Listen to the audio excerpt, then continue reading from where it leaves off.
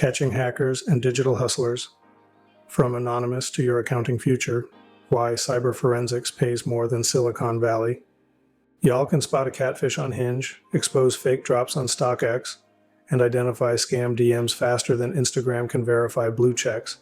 But when hackers steal $600 billion annually from corporations, most accountants are still looking for paper receipts like it's 1985.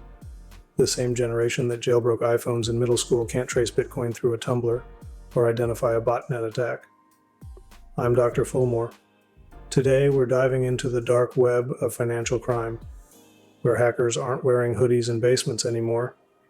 They're wearing suits in boardrooms, and some of them are the boardroom. This is where accounting meets anonymous, where forensics meets the metaverse, and where your salary jumps from intern wages to six figures because you speak both Python and FASB. Welcome to Cybercrime Investigation, where the criminals are digital, but the money is very, very real. From cave paintings to crypto scams, the evolution of getting got.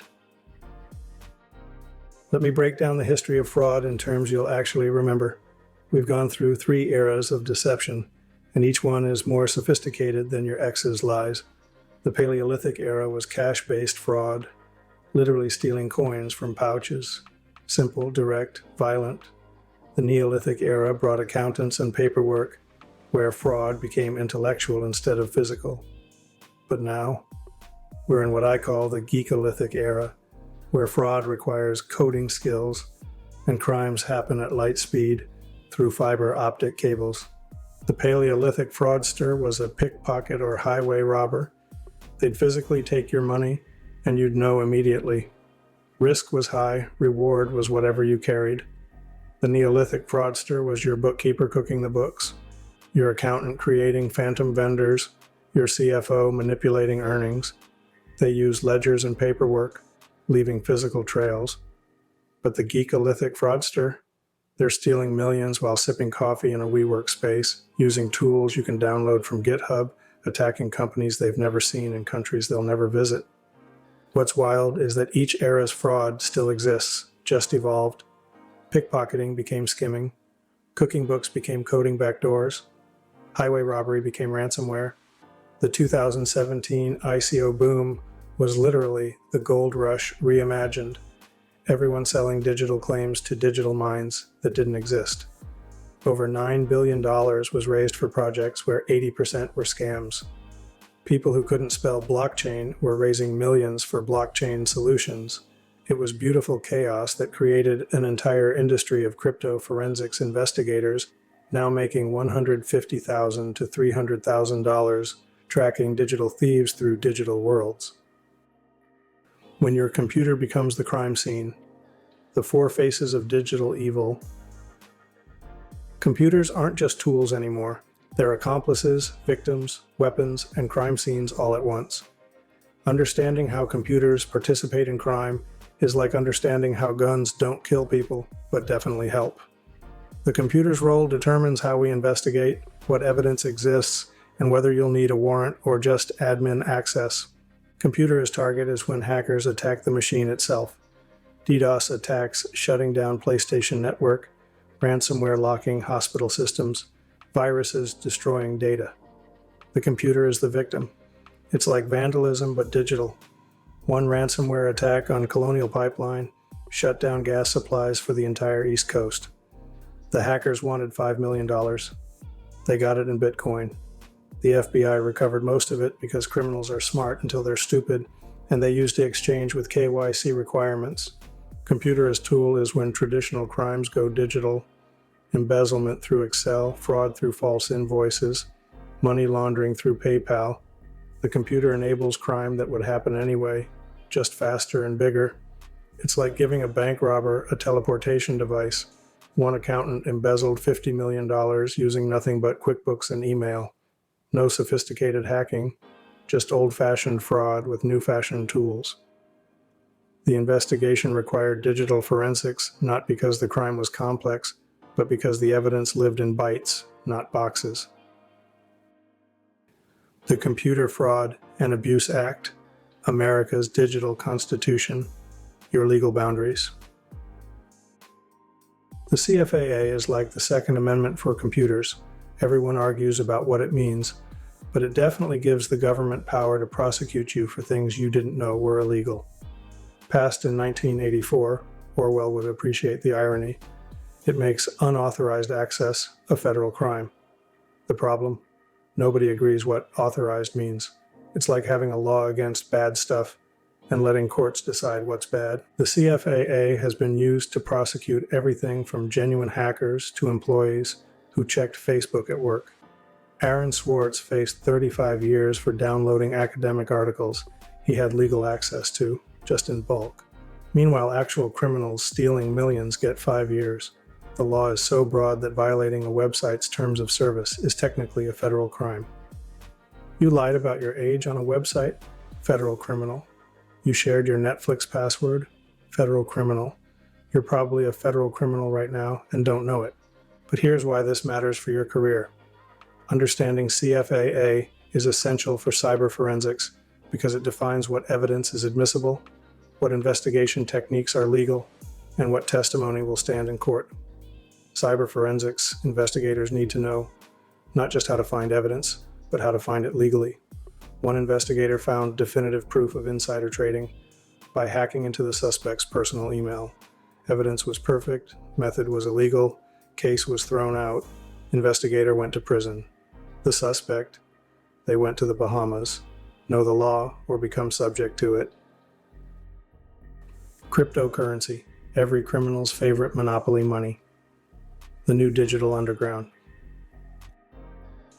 Crypto isn't just digital money. It's a parallel financial system where traditional rules don't apply, and anonymity is a feature, not a bug. Bitcoin, Ethereum, Monero, each one is a different flavor of investigative nightmare.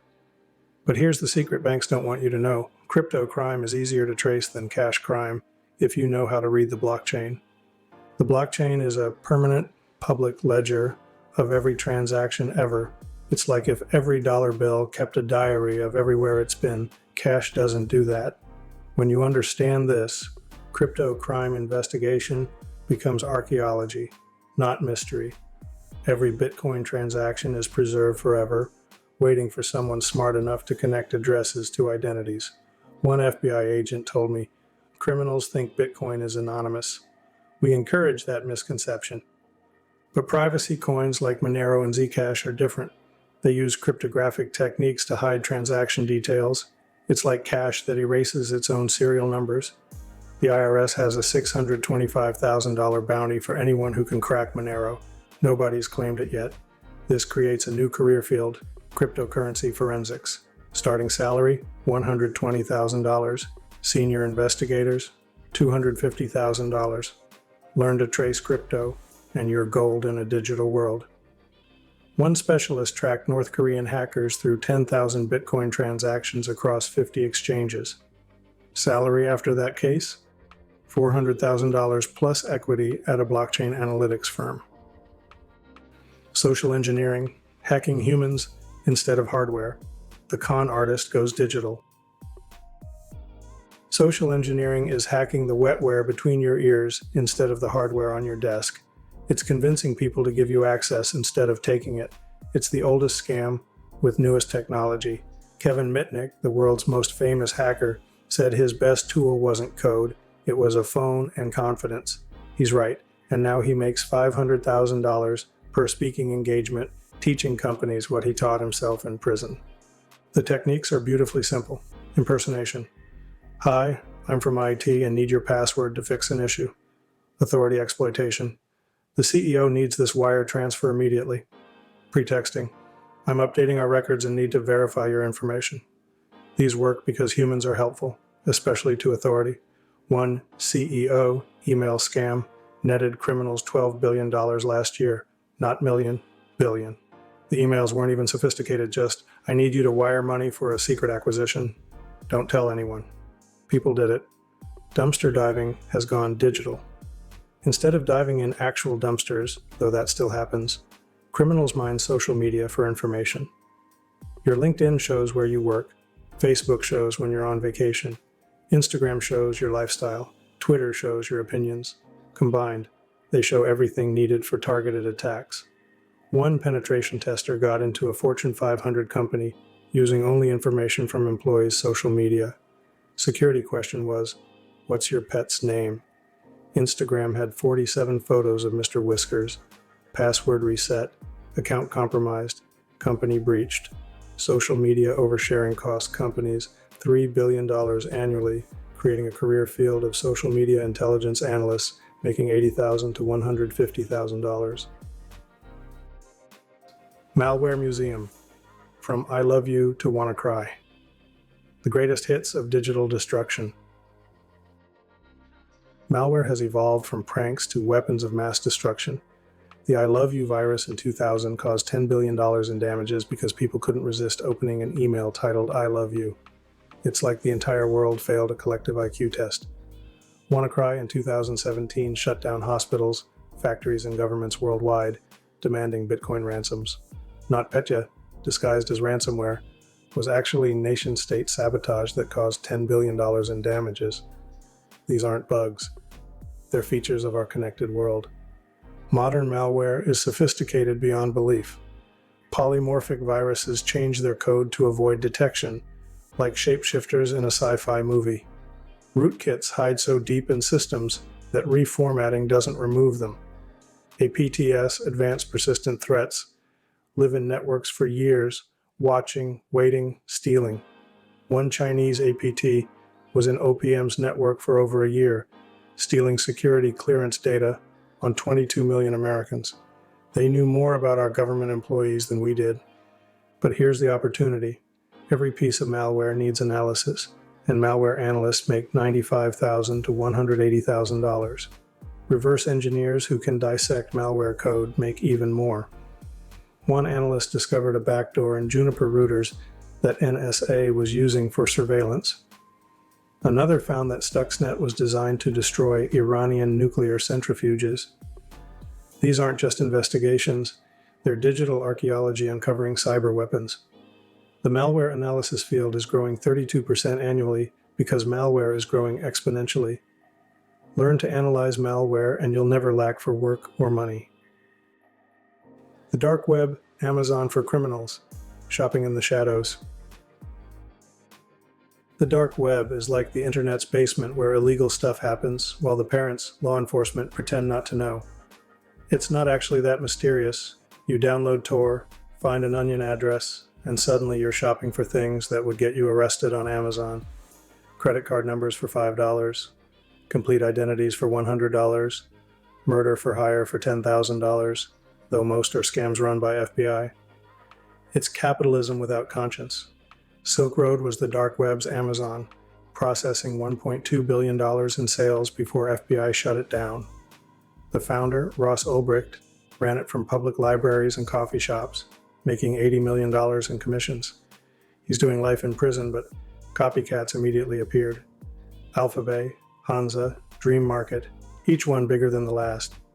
It's whack-a-mole where the moles are armed with encryption and cryptocurrency. The current dark web economy is estimated at $500 billion annually, larger than many countries' GDP. Investigating the dark web requires special skills and bigger courage. You're dealing with criminals who know they're criminals, in jurisdictions that might not exist, using technology designed to prevent tracking.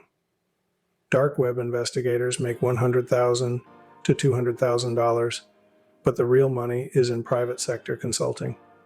Companies pay $500,000 plus for threat intelligence from the dark web. One investigator monitors dark web forums for corporate data breaches, charging $50,000 per month per client. They have 20 clients. Do the math. The dark web is dark, but the money investigating it is bright green. Botnets, when your toaster joins a criminal army. IoT meets WTF. Botnets are armies of infected devices controlled by criminals, and your smart TV might be a soldier.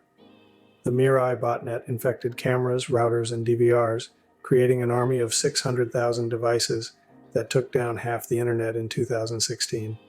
Your Ring doorbell could be part of a DDoS attack right now, and you'd never know. It's like Invasion of the Body Snatchers, but for electronics. The economics of botnets are fascinating. Criminals rent botnets like cloud computing. Want to DDoS your competitor? $50 per hour. Want to mine cryptocurrency on 1 million computers? $1,000 per day. Want to send spam to everyone? $500 per million emails. It's crime as a service, CAAS, which sounds like a SaaS company that would get VC funding.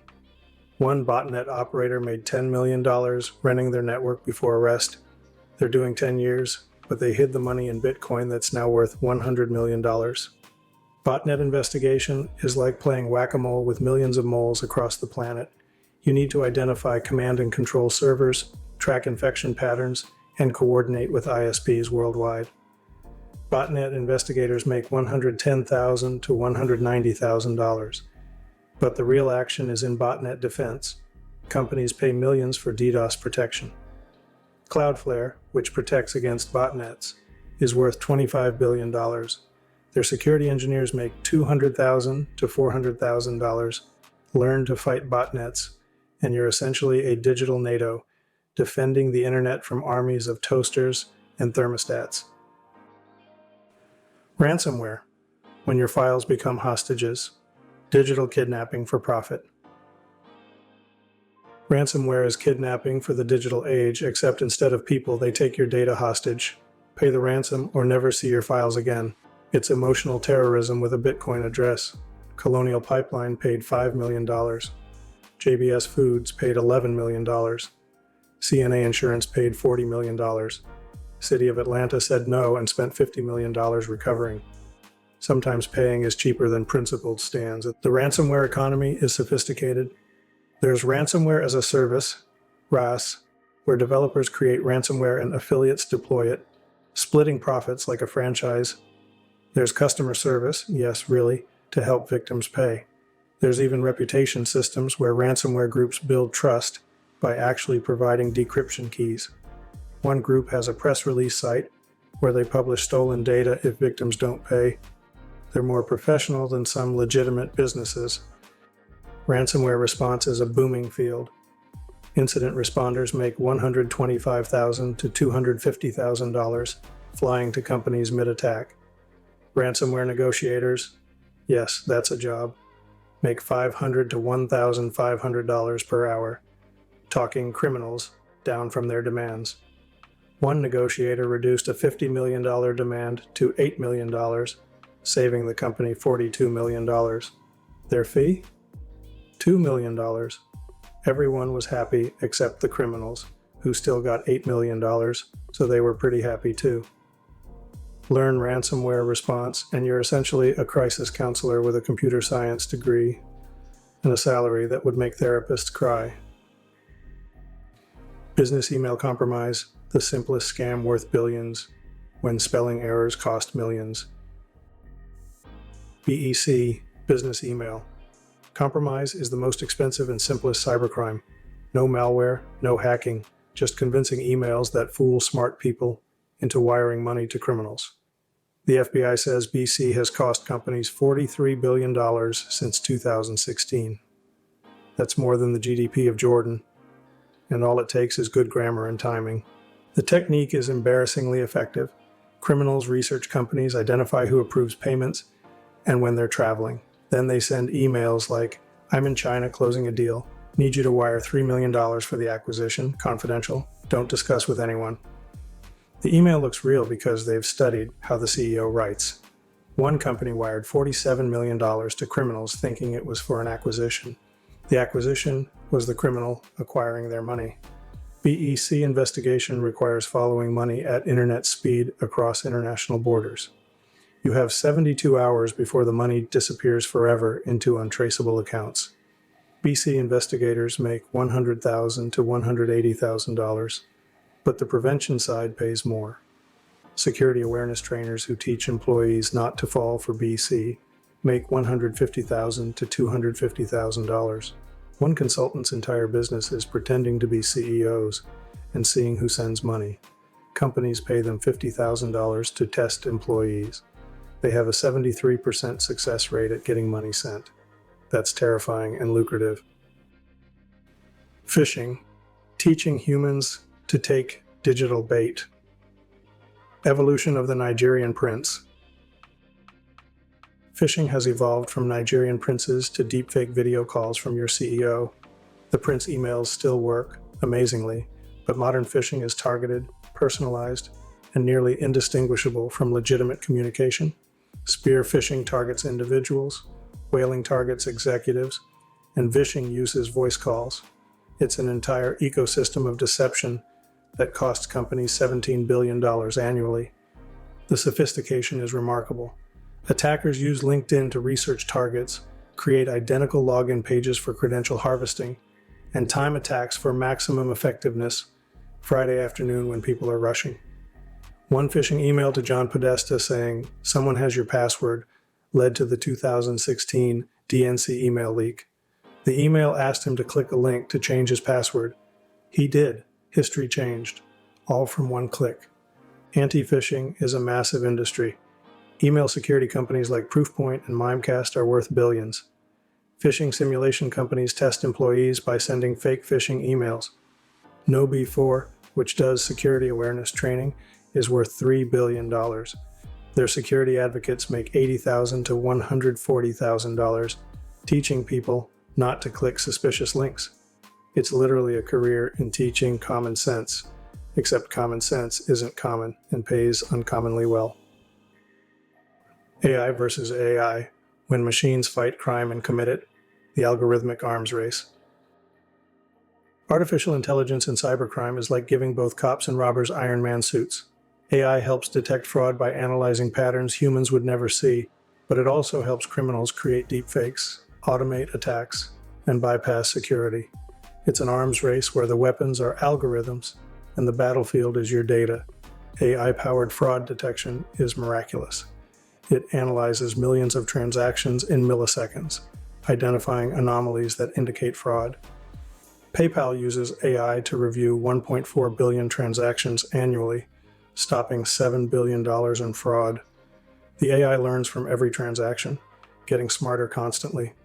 It's like having Sherlock Holmes's deduction abilities multiplied by 1,000,000 and running at light speed. One bank's AI detected fraud because it noticed a customer's typing speed changed, indicating someone else was using their account. But criminals use AI too. Deepfake audio can impersonate CEOs, authorizing wire transfers. AI-generated phishing emails are personalized and grammatically perfect. Adversarial AI finds ways to bypass other AI defenses. It's AI fighting AI with humans as collateral damage.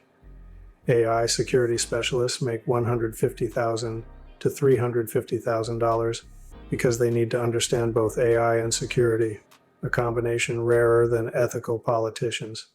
One specialist developed AI that detects deepfakes with 94% accuracy. Google hired them for $2 million signing bonus. The war between AI crime and AI defense is just beginning, and the soldiers are getting paid like generals. Money Laundering 2.0, washing money at fiber optic speed, digital spin cycles. Digital money laundering is like traditional laundering on steroids, moving millions in milliseconds through systems designed for anonymity. Online casinos, cryptocurrency exchanges, virtual goods and games all become washing machines for dirty money.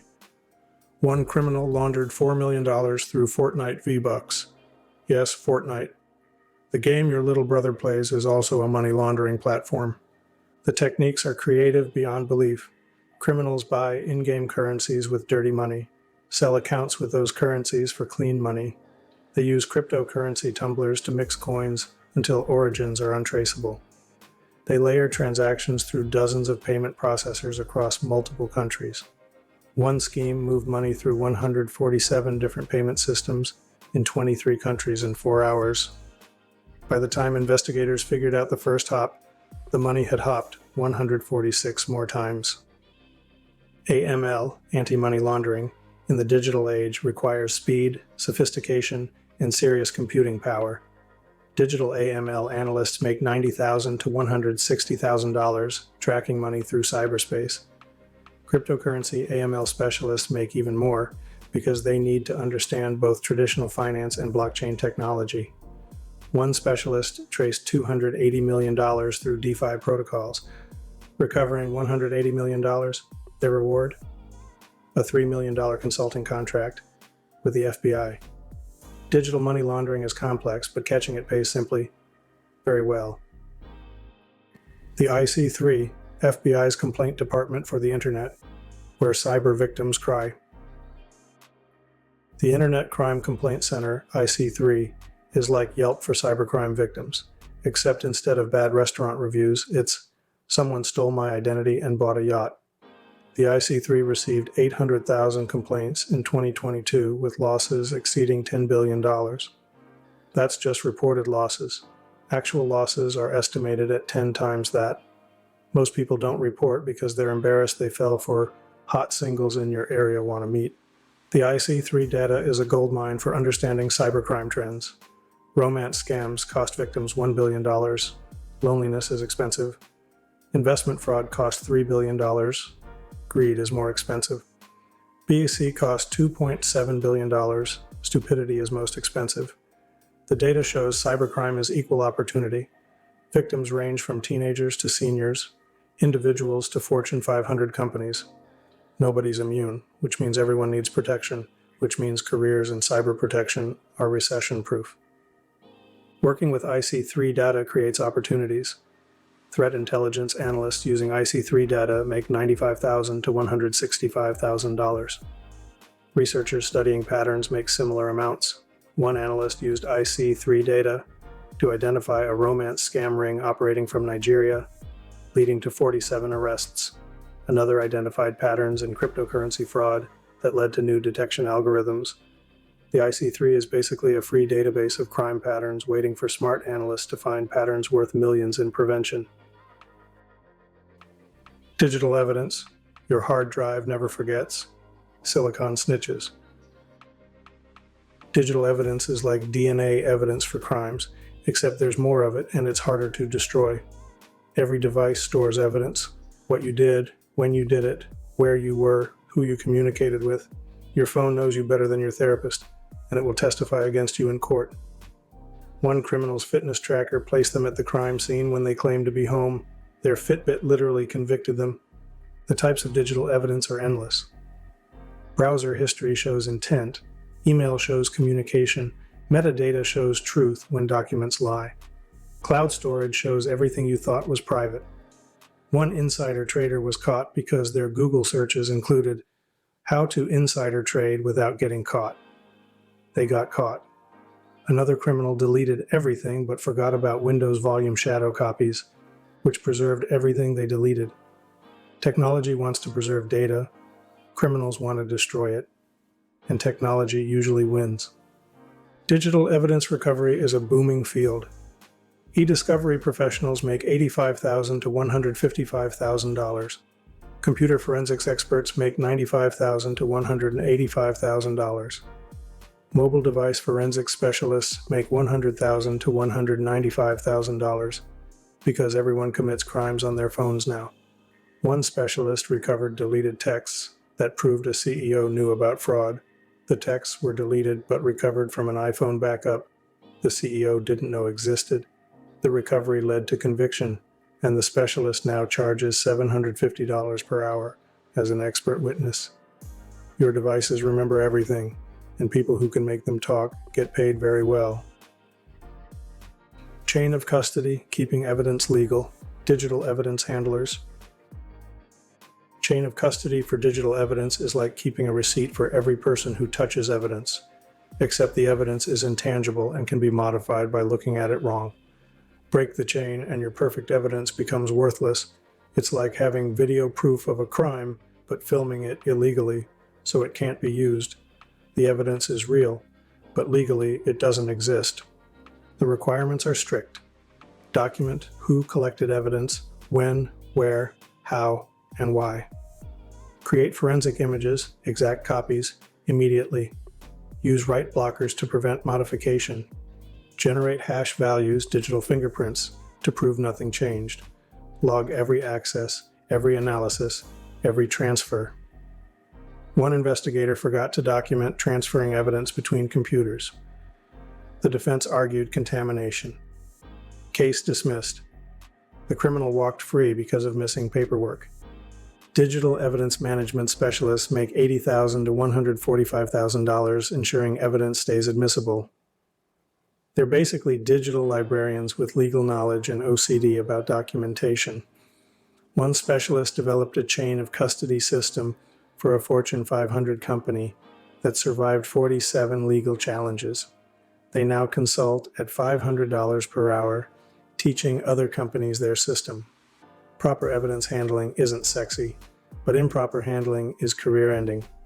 The difference between conviction and acquittal often comes down to paperwork, and people who do paperwork perfectly get paid imperfectly well. Password cracking. When password 123 meets professional hackers. Digital lockpicking.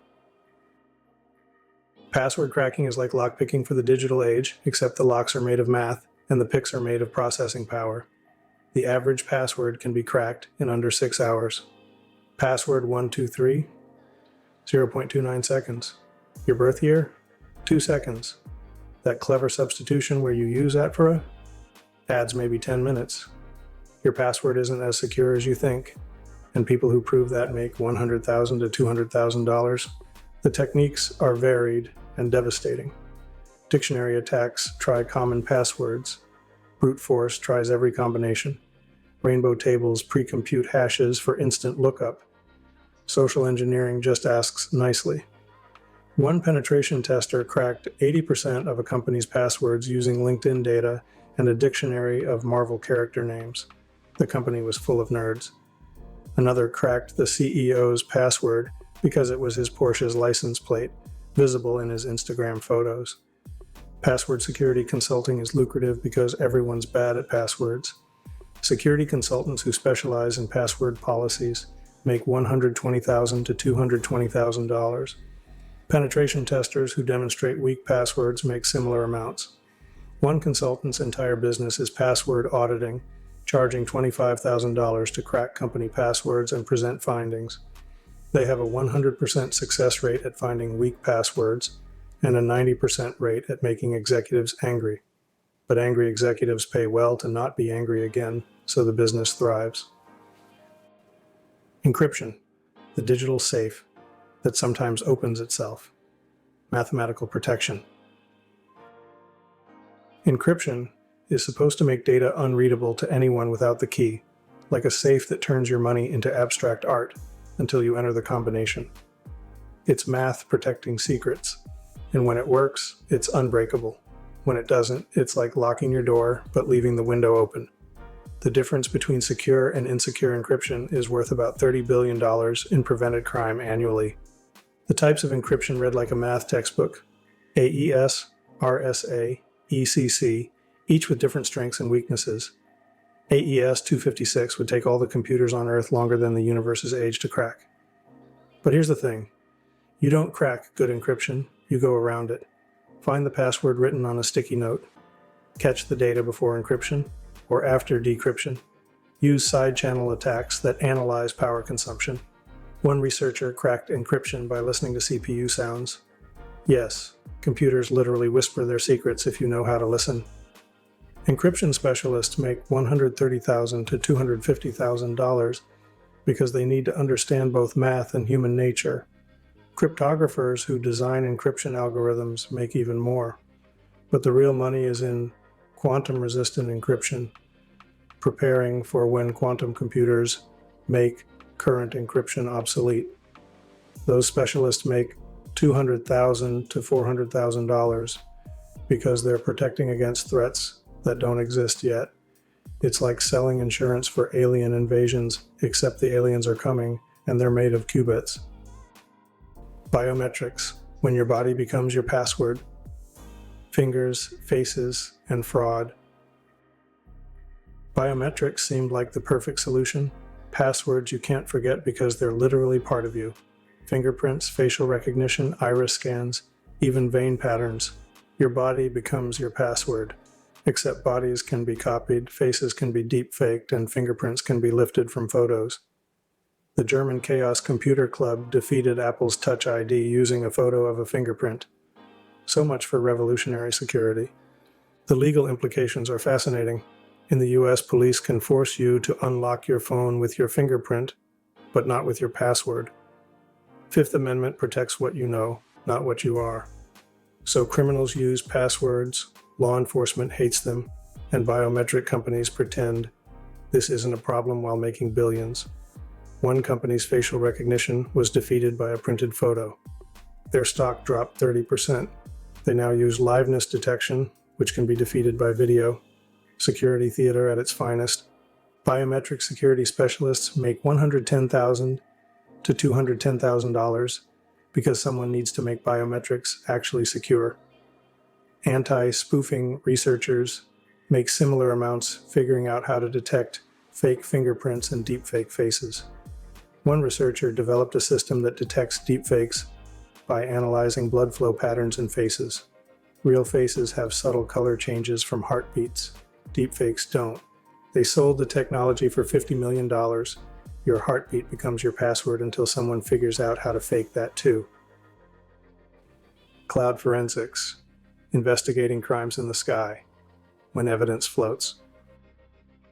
Cloud forensics is investigating crimes that happen nowhere and everywhere simultaneously. When data lives in the cloud, which is just someone else's computer, jurisdiction becomes abstract, evidence becomes ephemeral, and investigation becomes international relations. You're not just investigating crime, you're negotiating with Amazon, Google, and Microsoft for access to their servers. The challenges are immense. Data might be distributed across multiple countries, each with different laws. Live systems can't be taken offline for imaging. Data changes constantly through synchronization. Legal process might require warrants in multiple jurisdictions. One investigation required cooperation from 7 countries to access data stored by one company. It took 2 years just to get legal approval. By then, retention policies had deleted half the evidence. Cloud forensic specialists make $115,000 to $215,000 because they need technical skills, legal knowledge, and diplomatic patience.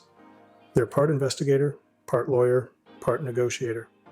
One specialist developed techniques for preserving cloud evidence that became industry standard. They now consult for $600 per hour, teaching their methods. Another specialist focuses on SaaS application forensics, investigating crimes in Salesforce, Office 365, and Google Workspace. They charge $100,000 per investigation because nobody else knows how to do it properly. IoT forensics, when your refrigerator becomes a witness. Smart devices, dumb criminals. Internet of Things forensics is extracting evidence from devices that were never meant to be witnesses. Smart TVs that record conversations, smart speakers that log commands, smart cars that track everywhere you go.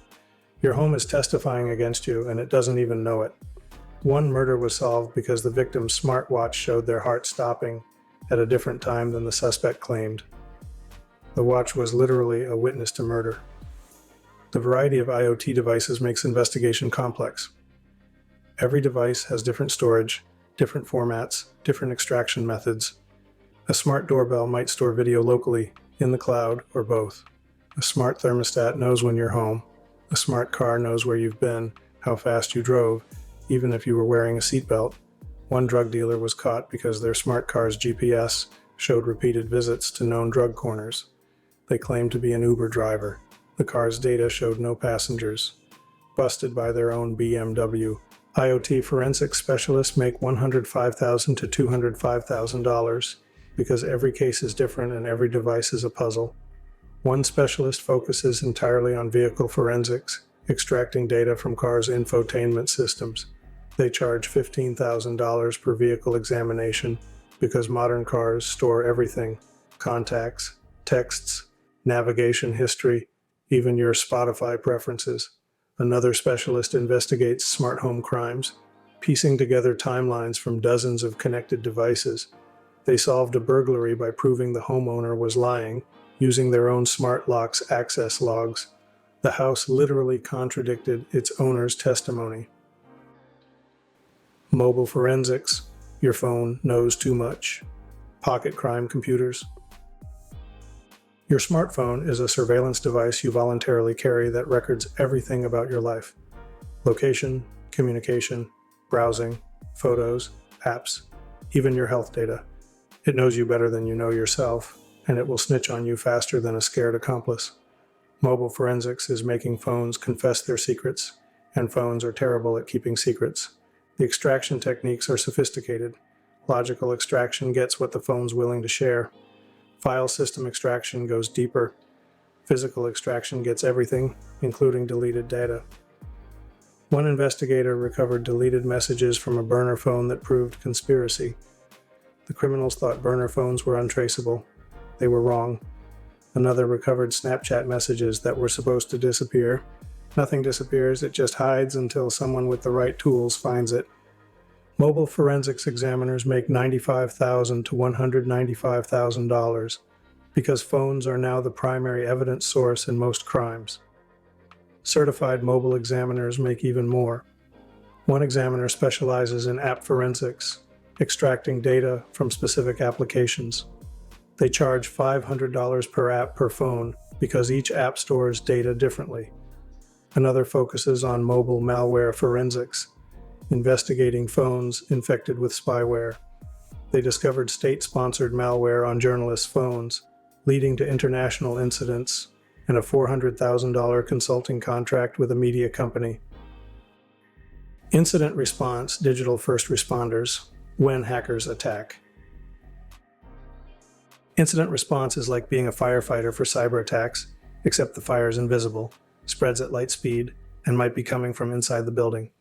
When ransomware hits, data breaches occur, or hackers infiltrate, incident responders are the cavalry. They fly in, contain the damage, preserve evidence, and restore operations. It's high stress, high stakes, and high paying. The process is methodical chaos. Identify what's happening, contain the spread, eradicate the threat, recover systems, learn lessons, all while executives panic, lawyers threaten, and hackers might still be in the network. One responder described it as defusing a bomb while someone's still building it. They handled a ransomware attack where hackers were actively encrypting files while they were trying to stop them. It was digital combat in real time. Incident responders make $115,000 to $215,000 base, but the real money is in crisis response. Flying to companies mid-attack commands premium rates, $1,000 to $2,000 per hour, 24/7 until resolution. One responder made $380,000 in 2 weeks handling a major breach. Another specializes in insider threat response, investigating when employees go rogue. They charge $250,000 flat rate per incident because insider threats are complex and political. The stress is high, but so is the compensation. It's emergency medicine for computers, and the doctors are very well paid. Bug bounties, getting paid to break things, legal hacking for profit. Bug bounty programs are companies paying hackers to hack them before criminals do. It's like hiring someone to break into your house to show you where the weak points are, except the house is a billion-dollar tech platform, and the payment can be life-changing. Google has paid over $30 million in bug bounties.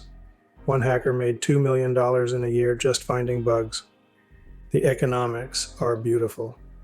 Companies pay $100 to $1 million per bug depending on severity. Critical vulnerabilities in popular software command highest prices. One teenager found a bug in Instagram that could delete any photo. Facebook paid them $30,000. Another found a way to hack any iPhone remotely. Apple paid them $1 million. It's the only legal way to hack for profit, and profit is good. Bug bounty hunting is a career for the technically gifted and persistent. Top hunters make $500,000 plus annually. One hunter found a bug in every major cryptocurrency exchange, earning $3 million in a year.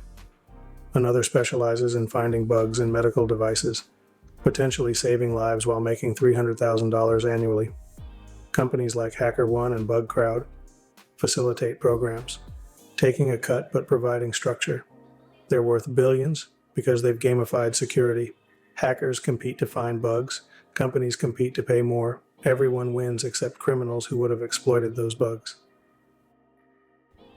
Cyber insurance, betting against yourself. When premiums meet, pandemonium. Cyber insurance is admitting defeat before the battle, paying someone to cover losses from attacks you couldn't prevent. It's insurance companies betting on your security and you betting against it. The cyber insurance market is worth $15 billion and growing because everyone's getting hacked and someone needs to pay for it. The requirements for coverage are becoming stricter than TSA security. Insurers demand multi-factor authentication, employee training, incident response plans, backup systems, and more. One company was denied coverage because their passwords weren't complex enough. Another's premium increased 400% after a breach. It's like car insurance if every driver was drunk and roads were made of ice. The actuarial models are basically guessing because nobody knows how bad cyber risk really is. Cyber insurance specialists make $95,000 to $185,000, helping companies get and keep coverage. They're part risk assessor, part security consultant, part insurance broker. One specialist helps companies reduce premiums by improving security, charging 20% of savings. They saved one client $2 million annually in premiums by implementing $200,000 in security improvements. Another specialist investigates claims for insurance companies, determining if breaches are covered. They make $150,000 base, plus bonuses for denied claims. It's a growth industry because cyber attacks are growth industry, and insurance follows risk like sharks follow blood. Threat intelligence, knowing your enemy, digital espionage. Threat intelligence is corporate espionage against criminals, monitoring dark web forums, tracking hacker groups, identifying threats before they materialize. It's knowing what criminals are planning before they do it. Companies pay millions for intelligence that might prevent billions in losses. It's preventive medicine for cyber attacks, and the doctors are actually spies. The sources are diverse and dangerous. Dark web forums where criminals trade tools and targets. Telegram channels where ransomware groups coordinate. Discord servers where hackers brag about breaches. Intelligence analysts infiltrate these communities, gathering intelligence while maintaining cover. One analyst spent 2 years undercover in a ransomware group, providing intelligence that prevented dozens of attacks. They can never use their real name online again, but they make $300,000 annually plus hazard pay. Threat intelligence analysts make $105,000 to $205,000 monitoring the digital underworld. Senior analysts who run intelligence programs make $150,000 to $300,000. Private threat intelligence firms like CrowdStrike and FireEye charge millions for intelligence feeds.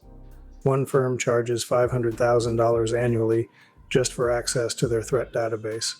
Another specializes in nation-state threat intelligence, tracking government hackers. They charge $1 million annually per client, because knowing when China or Russia is targeting you is worth more than $1 million. Compliance, making crime illegal again. Regulatory roulette. Cybersecurity compliance is making sure you're secure enough to avoid fines, which is different from being secure enough to avoid hackers. It's checking boxes that regulators created, hoping those boxes somehow equal security. GDPR, CCPA, HIPAA, PCI-DSS. Each one is a different rulebook for the same game. Don't get hacked, and if you do, have documentation showing you tried. The penalties for non-compliance are severe. GDPR fines can be 4% of global revenue. British Airways was fined $230 million for a breach. Marriott got $124 million. Facebook got $5 billion. These aren't fines, they're corporate death penalties. Compliance isn't optional, it's survival. One company spent $10 million on security and got breached. They weren't fined because they documented their $10 million effort. Documentation saved them $100 million. Compliance officers make $115,000 to $215,000, ensuring companies check all boxes correctly. They're part lawyer, part auditor, part security expert. GDPR specialists make even more because GDPR is complex and penalties are severe. One consultant charges $50,000 for GDPR compliance audits, has 40 clients annually, and still turns away business. Another specializes in healthcare compliance, ensuring hospitals meet HIPAA requirements. They make $250,000 annually because medical data breaches average $10 million in costs, and nobody wants to be average. Nation-state hackers. When countries become criminals. Digital warfare. Nation-state hacking is what happens when countries decide traditional war is too expensive and cyber war is too easy. China's ACCT groups steal intellectual property. Russia's groups disrupt elections. North Korea's groups steal cryptocurrency. Iran's groups destroy infrastructure. It's not crime, it's war.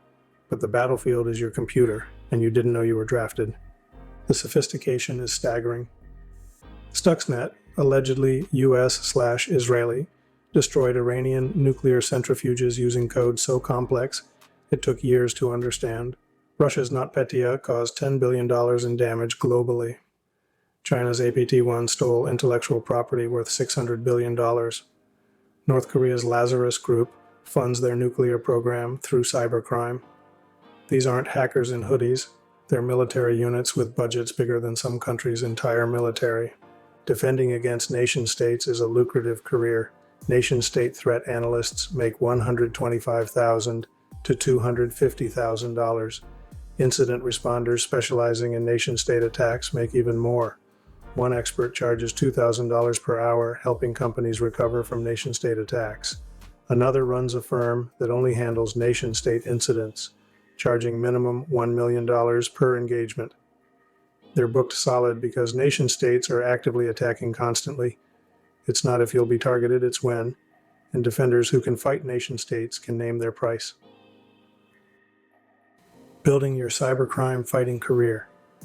From script, Kitty to six figures. Your cybercrime fighting career path is like a video game skill tree. Each certification and skill unlocks new abilities and salary levels. You start as a SOC analyst making $65,000 watching screens for anomalies. Level up to incident responder at $95,000. Specialize in forensics at $125,000. Become a threat hunter at $155,000. Reach senior levels at $200,000 plus. The progression is clear if you're willing to level up. The certifications matter. Security Plus for basics $70,000. Sci-SA Plus for analysis $85,000.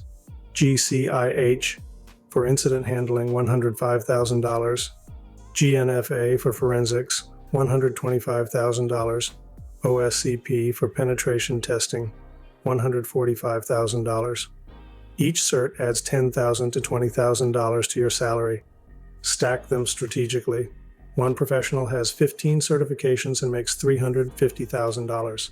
They spent $50,000 on certifications that increased their salary by $200,000. That's 400% ROI. But certifications without experience are just expensive paper. Build a home lab, participate in CTF competitions, contribute to open source security projects, bug bounty hunt to prove skills, and make money while learning. One student made $50,000 in bug bounties while in college, graduated with job offers starting at $150,000. Another built malware analysis tutorials on YouTube, got 100,000 subscribers, and was hired by Microsoft at $200,000. Your portfolio is your real certification. Your cybercrime fighting future starts now, from student to cyber warrior. This is it. The moment where you decide whether you're going to be protected or be the protector. Every attack we've discussed is happening right now. While you're sitting here, ransomware is encrypting someone's files. Hackers are stealing someone's identity. Nation-states are infiltrating critical infrastructure. The question isn't whether you want to fight cybercrime. It's whether you're ready to start today. In the next 24 hours, download Kali Linux and start learning penetration testing tools. Set up a virtual lab with VirtualBox. Take the free SANS Cyber Aces tutorials. Join the cybersecurity subreddit and Discord servers. Start following at Malware Hunter Team and at Swift On Security on Twitter. Read the Verizon Data Breach Investigations Report. Your transformation from student to defender starts with your first Nmap scan. Within 30 days, complete a cybersecurity course on Coursera or Cybrary. Participate in your first CTF competition. Start bug bounty hunting on HackerOne. Write your first security tool in Python. Analyze your first malware sample in a sandbox. Document everything on GitHub and LinkedIn. Apply for cybersecurity internships. By day 30, you should be thinking like an attacker to become a better defender. Within 90 days, earn your first certification. Build a portfolio of security projects. Contribute to an open source security tool. Write blog posts about your learning journey. Network with professionals at local ISACA or ISC2 chapter meetings. Have coffee with someone working in cybersecurity. By day 90, you're not learning about cybercrime anymore. You're actively fighting it. Remember, every company will be breached. Every individual will be targeted. Every system has vulnerabilities. Your ability to find them, fix them, or investigate them makes you essential. While others fear the digital future, you're securing it. The criminals are innovative, organized, and motivated. Your career fighting them will be the same, plus legal and lucrative. Welcome to the front lines of digital warfare. Your keyboard is your weapon. Your screen is your battlefield. Your salary is your victory. The war is happening now. Time to join the fight.